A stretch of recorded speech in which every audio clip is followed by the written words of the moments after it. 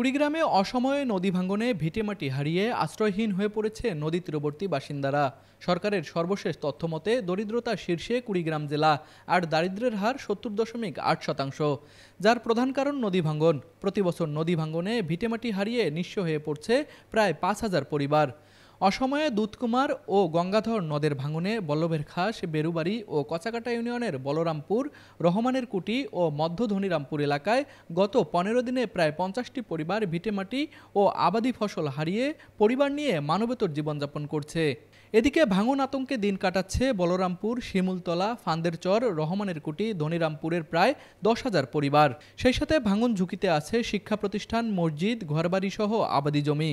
জরুরিভাবে ভাঙন রোধ করা না হলে মানচিত্র থেকে হারিয়ে যেতে পারে বল্লভের খাস, বেরুবাড়ি ও কচাকাটা ইউনিয়ন। প্রতিবছর নদী ভাঙনে দিশেহারা হয়ে পড়ছে এই এলাকার বাসিন্দারা। তাই তো ভাঙন রোধে স্থায়ী ব্যবস্থা গ্রহণ সহ নদী শাসনের দাবি জানিয়েছে তারা। ইতিমধ্যেই কমপক্ষে 50টা বাড়ি আমাদের নদী গর্ভে বিলীন হয়েছে, আর বাকি যেগুলো আছে সমস্তই নদীর কলবে পড়ে আছে এবং নদী ভাঙনের কারণে আমরা ভূমিহীন, অসহায় মানুষ, হতদরিদ্র মানুষ আমরা দিশাহারা হয়েছি। আমরা বাড়ি টানতে টানতে আঙ্গের জীবন শেষ, আর 10 বছর ধরে খালি বাড়ি টানলাম। এখন না যে নদী ভাঙিয়া যাইতেছে, আমরা এখন স্থান নমুক সহায় সম্পত্তি কিছু নাই।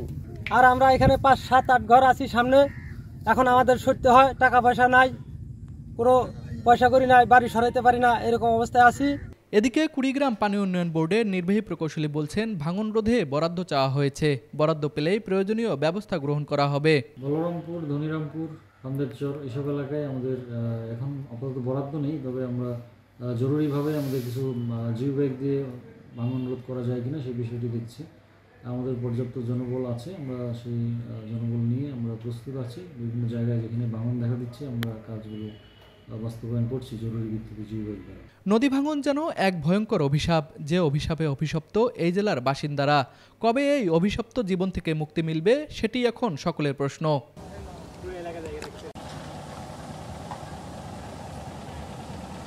কুড়িগ্রাম প্রতিনিধি জাহাঙ্গীর আলমের পাঠানো তথ্যচিত্রে তুষার আচার্য, ডেস্ক রিপোর্ট, RCTV।